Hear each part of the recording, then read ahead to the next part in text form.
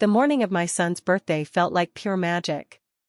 He woke up with a grin so wide it could have lit the whole house.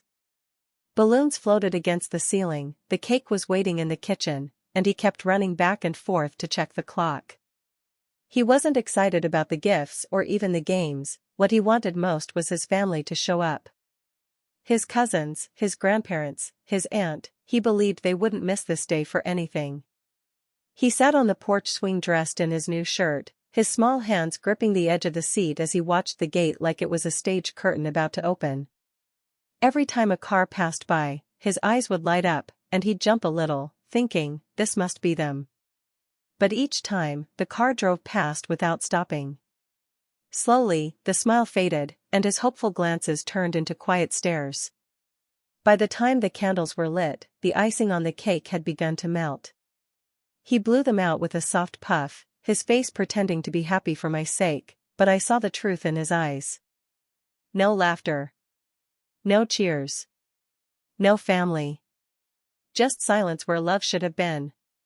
And in that silence, something inside me began to burn. When it was time to cut the cake, I tried to cheer him up with clapping and singing, but it only echoed through the empty house. He forced a tiny smile as he sliced into the cake, his little hands gripping the knife too tightly. To anyone else, it might have looked like a happy birthday moment, but a parent knows.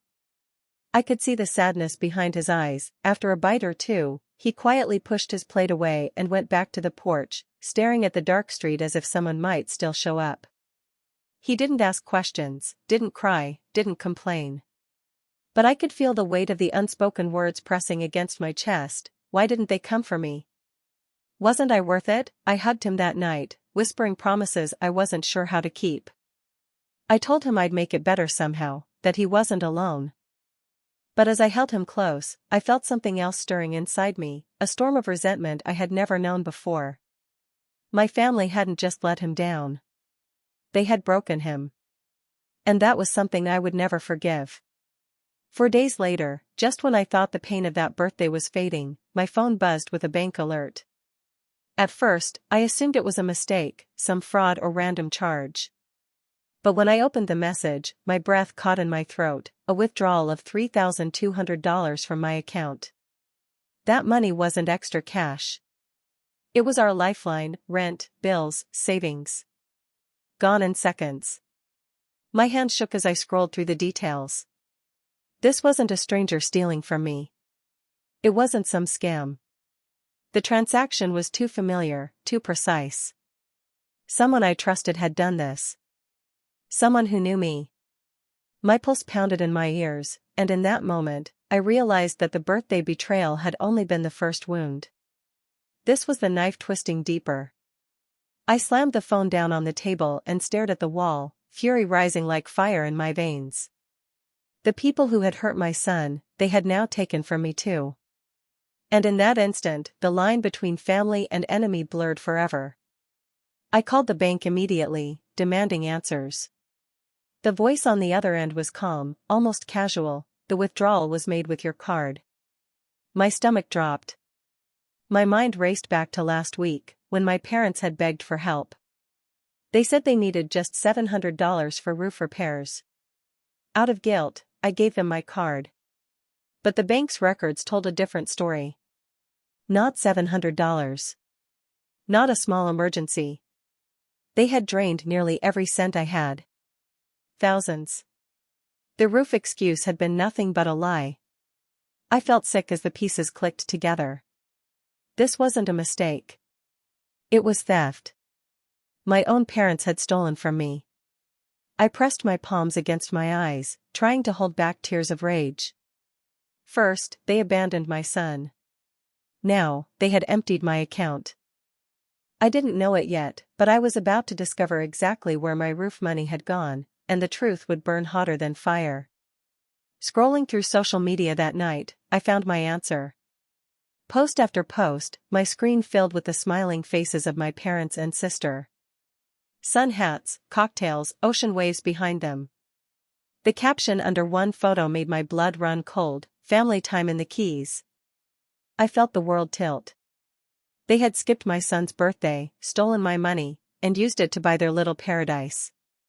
Every photo was like a punch to the gut, my father holding a drink, my mother laughing in sunglasses, my sister showing off a boat ride.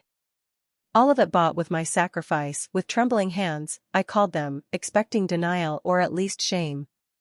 Instead, my father's voice came through cold, sharp, and unapologetic. "We needed it more than you did." And in that moment, something inside me snapped. This wasn't family anymore. This was war. I couldn't believe what I was seeing. Pictures of them laughing, drinking, enjoying the sunshine, while my son sat heartbroken on his birthday. Every smile in those photos felt like a slap in the face. It wasn't just about money anymore. It was about respect, loyalty, and love. And they had none of it for me or my son. I called immediately, my voice shaking with fury. My father answered, calm and cold, as if nothing had happened. I demanded to know why they took the money. His response? "You'll be fine. You always have more. We needed it." That was it. No apology. No shame. Just entitlement. I wanted to explode, but instead, I hung up. My hands trembled as I realized just how deep this betrayal went. If they could steal from me once, they would do it again. And sure enough, only days later, I discovered the second knife they stabbed in my back. This time, it cut even deeper. I had left my rare comic book collection at their house for safekeeping. Over 20 years of collecting, signed editions, limited prints, some worth thousands. But when I went to check on them, the boxes were gone. When I asked about it, my sister smirked. My father shrugged. Then, a package arrived at my door. Inside were burned, shredded comic covers. My life's passion, destroyed. I sank into a chair, staring at the ashes in disbelief. First my son's happiness, then my savings, now my collection. Piece by piece, they were tearing me apart. But something changed in me that day. I wasn't going to beg for respect anymore. I wasn't going to let them walk over me again. If they wanted war, I would give them one. That night, I couldn't sleep.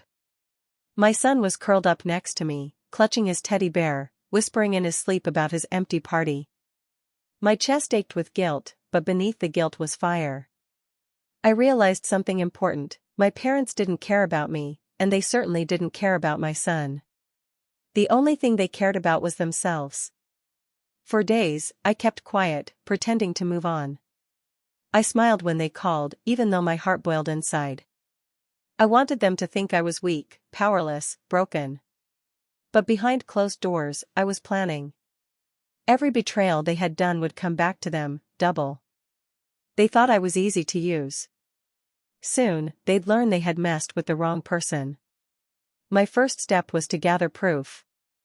I collected every bank statement, every message, every screenshot of their beach vacation. I photographed the destroyed comics and even saved their smug comments. Piece by piece, I built a folder of evidence. Not just of theft, but of cruelty, neglect, and lies. It wasn't just about revenge, it was about justice. Still, the hardest part was facing my son. He kept asking why his grandparents didn't come, why they didn't care. I wanted to shield him from the truth, but he deserved answers one day. I knelt in front of him and whispered, "People who hurt us will get what they deserve. You may not see it now, but I promise you, they won't get away with it." His little eyes looked at me with trust. And that trust fueled my fire. The more I thought about it, the clearer it became. This wasn't about money anymore. It wasn't even about the comics. It was about respect. About showing them they couldn't destroy me. And so, I made a vow. I would hit them where it hurt the most, slowly, carefully, and completely. By the time I was done, they would regret ever crossing me. I started small. I knew their weaknesses better than anyone: my father's pride, my mother's greed, and my sister's constant need for validation. All I had to do was push the right buttons. They thought I was quiet, broken, done. But really, I was a storm waiting to hit. And the first crack of thunder came sooner than they expected. My sister worked at a boutique store. She often bragged online about her discount hookups and how she could sneak items out for friends. What she didn't know was that I had screenshots of those posts. Anonymously, I forwarded them to her boss. Within a week, she was under investigation. She didn't lose her job yet, but the cracks were starting to show. My father was next. He had always been obsessed with reputation, always reminding everyone that people respected him in the community. I knew one rumor could shake that image. So, I let the truth slip, carefully, anonymously. People started whispering about the money he borrowed that wasn't his. By the time it reached him, the story had spread like wildfire. Meanwhile, my mother loved flashing cash. She loved posting vacation pictures, fancy dinners, and gifts.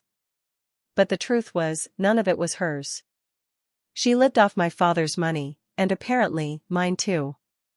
I sent anonymous messages to her circle of friends, exposing how that Florida trip was funded. Screenshots of my drained account and their beach photos side by side. Suddenly, she wasn't admired, she was pitted and mocked. Watching them crumble piece by piece was satisfying, but it wasn't enough. I wanted them to feel what my son felt, abandoned, unwanted, betrayed. So, I planned something bigger. They had built their lives on lies, thinking family loyalty would protect them. But what happens when that loyalty shatters? When the truth finally drags everything into the light? One night, I sat at my desk, staring at the thick folder of evidence. Theft, lies, manipulation, all of it documented in black and white. I realized I had everything I needed. I smiled for the first time in weeks. This wasn't just revenge anymore. This was a full-blown reckoning. And when I struck, there would be no coming back for them. The next morning, I got a call from my sister. Her voice was shaking. "Do you know who sent those emails to my boss?" she demanded. I played dumb, acting shocked and concerned. Inside, I almost laughed. For the first time, she was scared. And fear was only the beginning of what they were about to feel. My father, meanwhile, was furious. He stormed into my house, slamming the door so hard it rattled the frames. "People are talking about me," he growled. "Do you know how that makes me look?" I stared him straight in the eyes and said, "Imagine how my son felt when you didn't even show up for his birthday." His face went red, but he had no answer. Later that night, my mother called me crying. She said her friends were mocking her, asking if she needed me to sponsor her next trip. Her perfect image was shattered, and she hated it. I let her cry. I didn't comfort her, didn't soften my words. "Maybe next time, don't steal from your own child," I said coldly, before hanging up. Piece by piece, their little world was cracking. They wanted to know who was behind it, but I made sure to cover every track. To them, it felt like bad luck, or karma finally catching up. But to me, it was only phase one. The real revenge, the one that would break them completely, was still waiting in the shadows. By now, I wasn't just reacting, I was controlling the game. Every move they made, every lie they told, I was 2 steps ahead. And they had no idea it was me pulling the strings. I could see the stress wearing on them. My father snapped at neighbors, my mother avoided calls, and my sister cried in the bathroom at work. It was delicious to watch. But I wasn't finished. My father loved bragging about his perfect family. So, I took that weapon and turned it on him. I anonymously sent the bank statements to a local community group he adored. Now, the same people who once admired him whispered behind his back, pointing fingers. His so-called respect was gone in a flash. My sister, desperate to save face, posted online about how family always sticks together. The irony made me laugh. She was the same one who left my son in tears on his birthday. So, I replied from a fake account, "Funny, didn't you ditch your nephew for a vacation?" The comment went viral in her circle. Her followers tore her apart. At home, the tension among them grew. They fought with each other constantly. My father accused my mother of caring too much about appearances. My mother blamed my sister for being careless. My sister screamed that none of it was her fault. They were crumbling, not from the outside, but from within. Exactly how I wanted it. But the best part? They still hadn't connected it to me. In their minds, I was just the quiet daughter who had moved on. They didn't know I was the storm that destroyed their peace.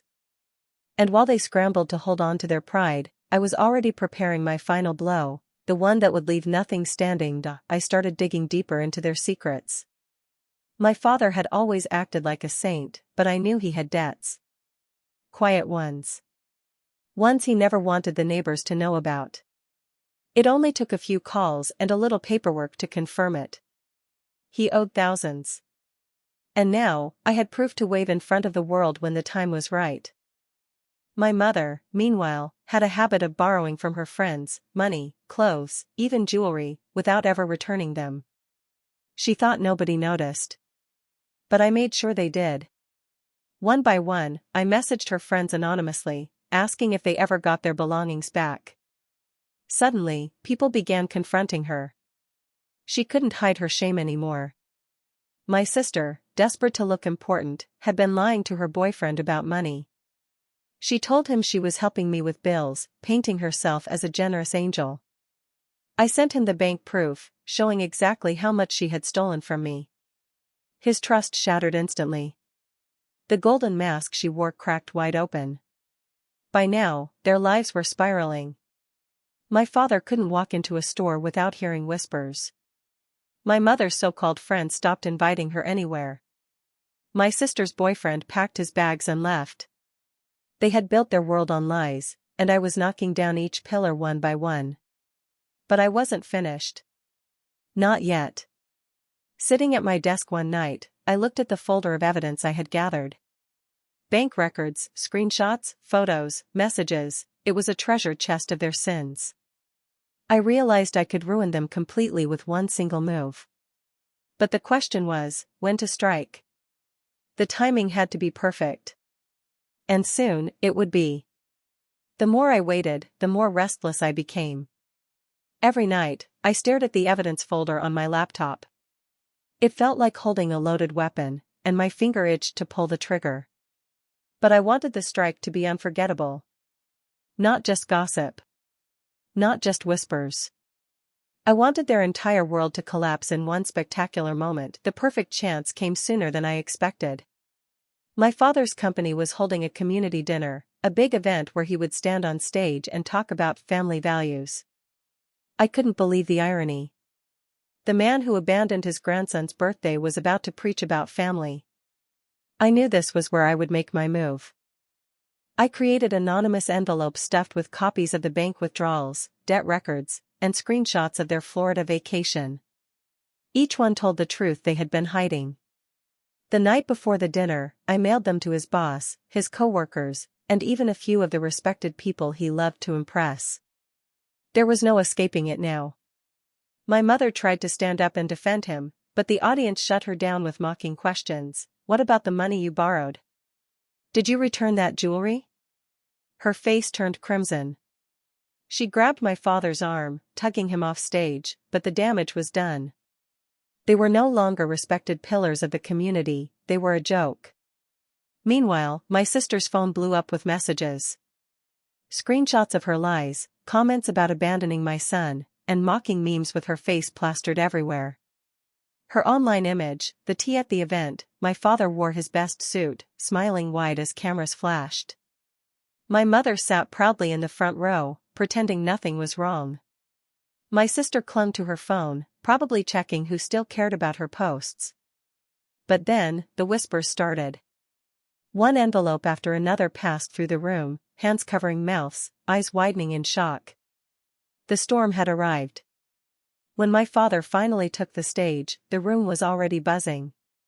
He tried to give his speech, but no one was listening. Someone shouted, "How's the Florida trip? Did your daughter pay for that too?" The color drained from his face. My mother froze. My sister's phone lit up with messages she couldn't stop. Their perfect act had shattered in public, just like I planned. The hall erupted with laughter, gasps, and whispers. My father's voice cracked as he tried to continue his speech, but the crowd wasn't buying it anymore. They had seen the truth written in black and white. People began recording him with their phones. That night, the videos would spread online like wildfire, destroying the reputation he had spent years building. My mother tried to stand up and defend him, but the audience shut her down with mocking questions. What about the money you borrowed? Did you return that jewelry? Her face turned crimson. She grabbed my father's arm, tugging him off stage, but the damage was done. They were no longer respected pillars of the community, they were a joke. Meanwhile, my sister's phone blew up with messages. Screenshots of her lies, comments about abandoning my son, and mocking memes with her face plastered everywhere. Her online image, the thing she valued most, was in ashes. She ran out of the room crying, but the cameras followed her. For once, she couldn't control the narrative. At home, the fallout hit them like a hammer. My father's company called him in for an urgent meeting. My mother's so-called friends blocked her number. My sister locked herself in her room, sobbing for hours. They had turned their backs on me and my son, but now the world had turned its back on them. I sat quietly in my living room, sipping tea while watching the chaos unfold online. Every headline, every video, every cruel comment, they were all pieces of justice I had set in motion. And the best part? Not one of them suspected it was me. I was invisible in their downfall, the ghost pulling the strings. The phone rang late that night. It was my father. His voice, once commanding, was trembling. "Did you send those papers out?" he asked, as if he already knew the answer. I let the silence stretch before replying. Why would I expose my own family? Maybe the truth just caught up with you. He had no words left. He hung up. By morning, the news spread even further. Local reporters picked up the scandal, calling it the family who stole their son's future. Neighbors avoided them, co-workers mocked them, and strangers online demanded justice. Everywhere they turned, doors were slamming shut. They were prisoners in their own shame, and every headline was another nail in the coffin. My mother finally broke and came to my door. Her face was pale, her voice shaky. "We just needed a break, we didn't mean to hurt you," she whispered, tears in her eyes. I stared at her, remembering my son's empty smile on his birthday. "You didn't just hurt me," I said coldly. "You hurt him. And that's something I'll never forgive." I closed the door in her face. As days passed, their world collapsed completely. My father lost his job. My mother was cut out of her friend's circle. My sister deleted every social media account she had, too ashamed to show her face. Meanwhile, my son was laughing again, playing freely, no longer carrying the sadness of that forgotten birthday.